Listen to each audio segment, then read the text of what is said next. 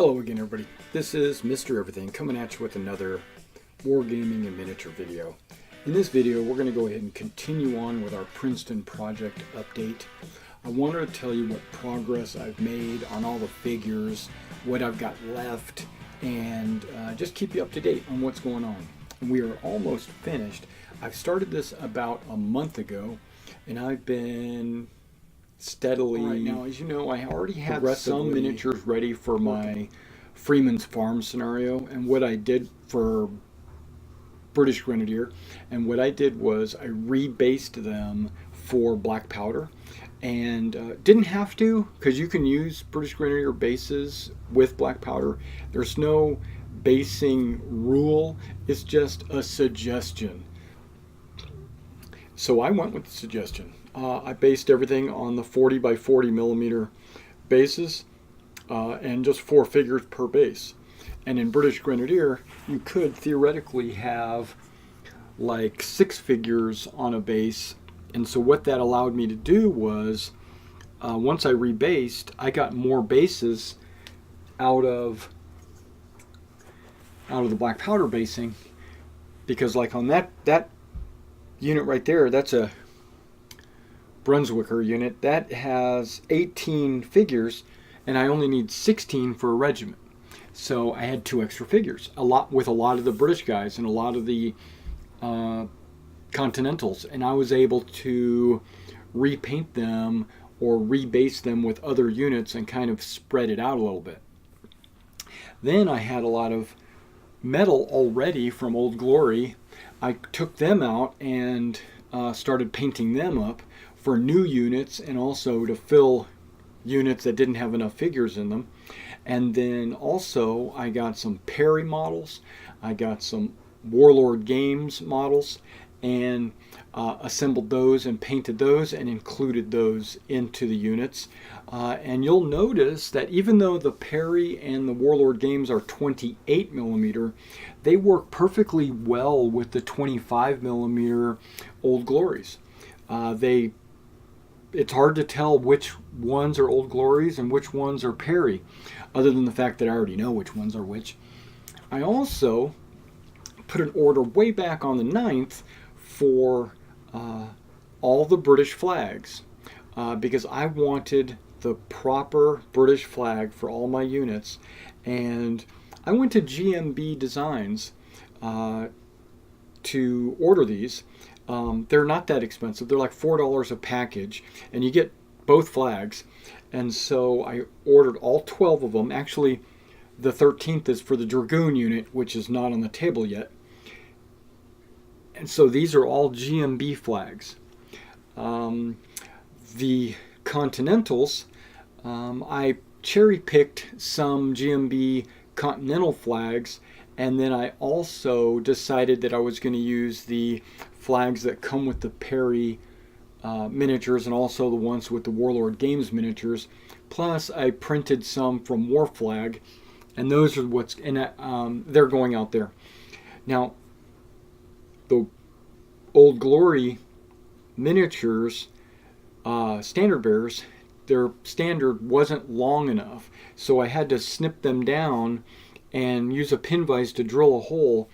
And then I also ordered some 80 millimeter spears, or pikes from for Hail Caesar, and then I took those and I put these GMB flags on them and slid them down into the holes. So now every British guy out here that has a flag has the metallic pole. I would say about 2/3 of the Continentals have the new standard. Not all of them need the new standard, just some of the ones with the very long or the very big flags. The ones with the 25 millimeter flags, or the Warlord or GMB flags that are smaller, they could go on the Old Glory standards, and so they did.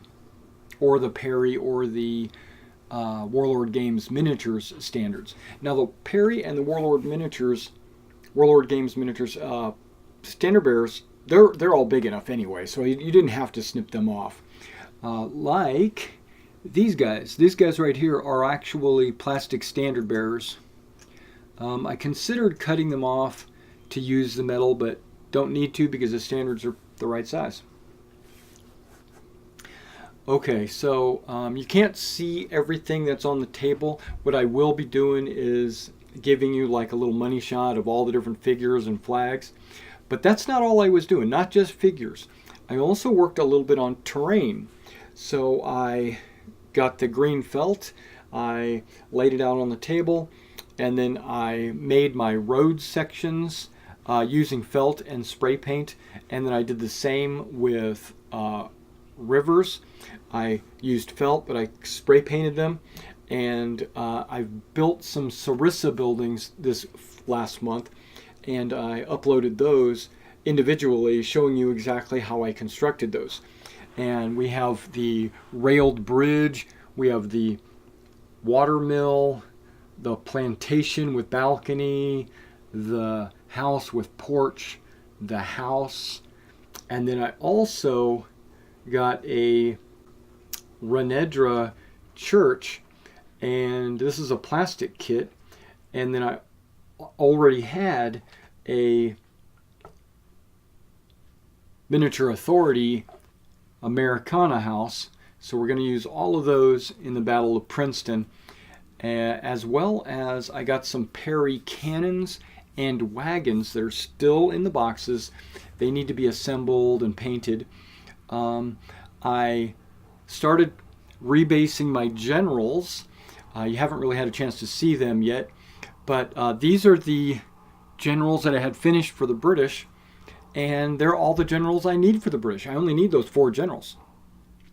But the Continentals, I had 4 generals finished, so they're based, but I needed 4 more models, so those are the ones, you can't see them I don't think, right there, and those are still pewter. They need to be primed, painted, and all that.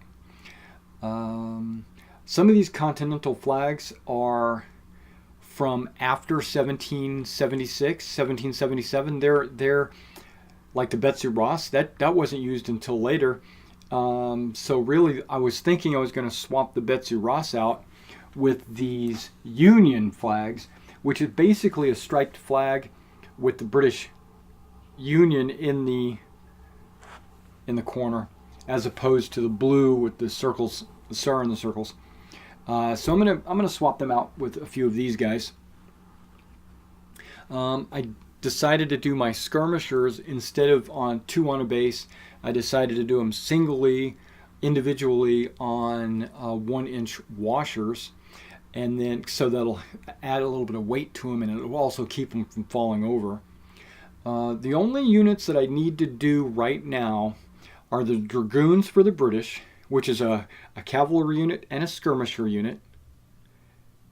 And then for the Allies, and the wagons, the wagon train, I need to do that. For the Allies, or I should say Allies, for the Continentals, I need to make 3 more regiments. I got the German regiments and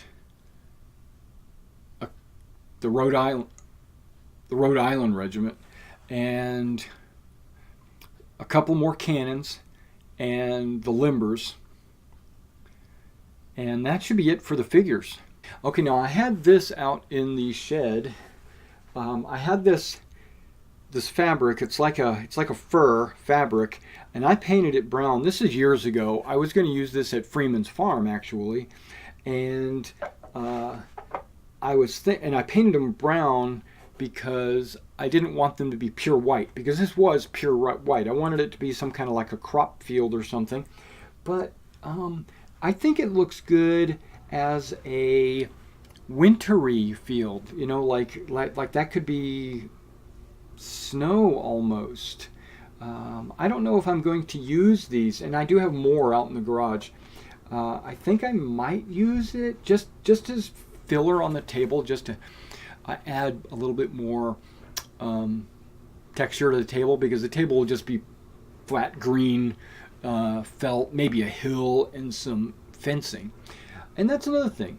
This comes with 4 feet or 6 feet of fencing. This comes with 6 feet of picket fences, and I was going to put them together and use them for the Princeton battle, but I already pulled out the fences that I own, that I built myself, and I've got way more than enough for the Princeton battle. So I won't need to build these. That'll not be a time sink. I won't have to do that. I did cut out some felt squares for my buildings. Each one is a different size and it fits in with the building.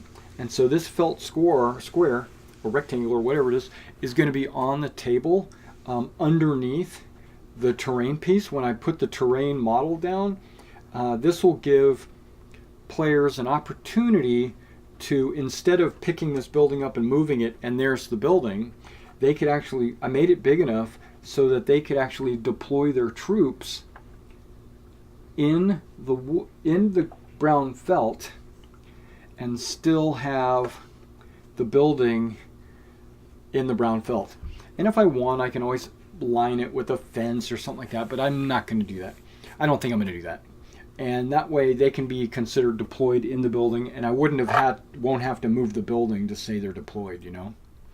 Because then this building gets in the way somewhere, and it makes the battlefield look horrible. But by leaving the felt down and the building down, and there's enough room to deploy.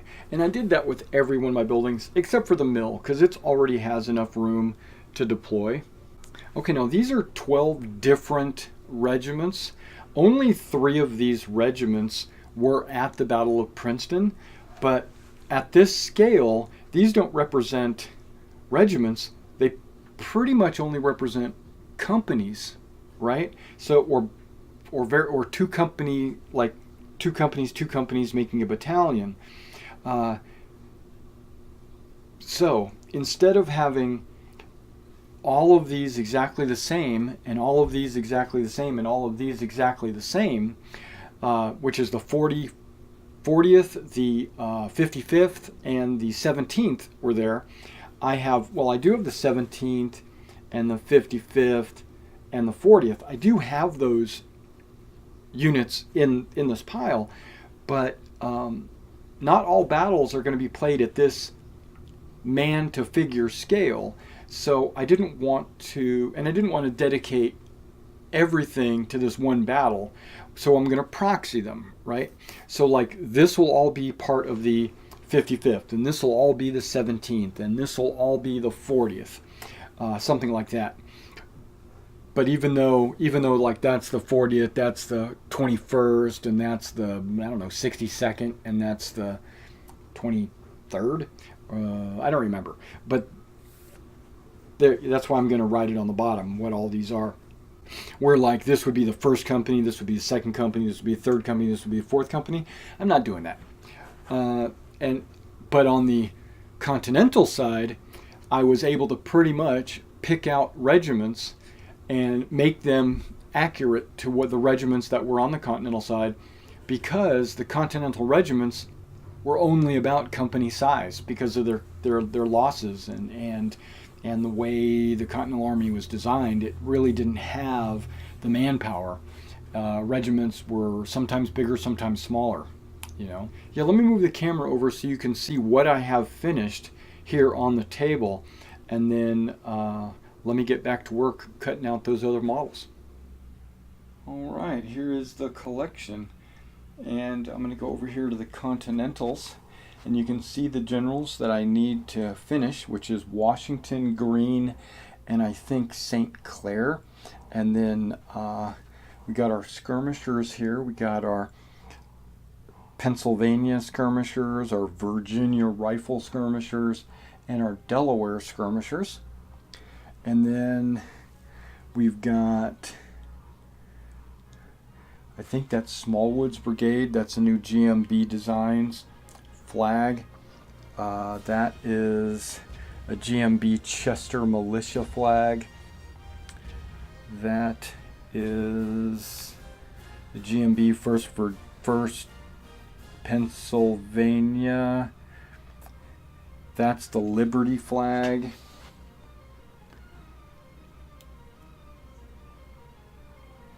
And then we got some Warlord Games, Associator, Philadelphia Associator Militia. You got the Green Mountain Boys, 2nd New Hampshire.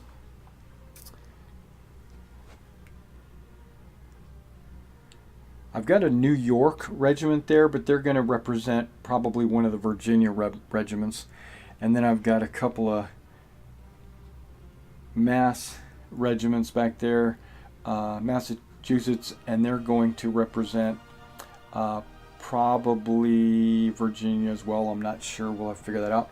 And then I've got the Continental Marines back here. I got some Marines, and then here's the generals that I do have painted. I just need to finish up their bases, and then of course these guys.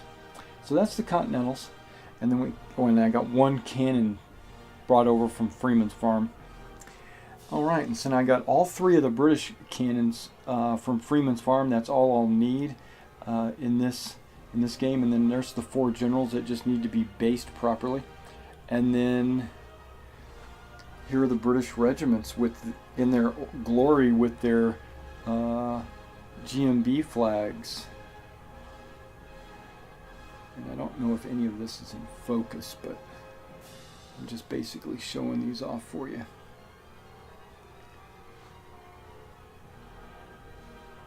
Yeah, it turned off autofocus, so it's probably not in focus.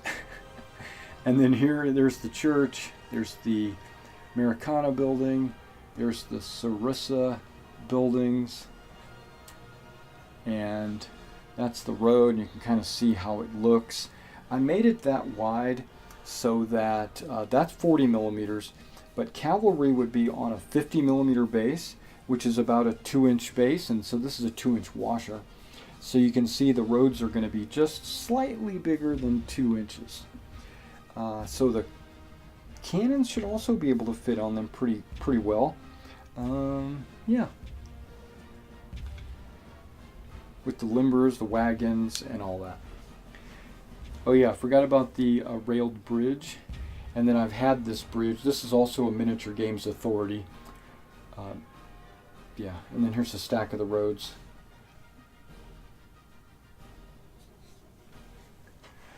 Alright guys, well thanks for coming out and checking out my Princeton project. We still have a few more models to go. I've got about 6 more regiments, and we'll be done.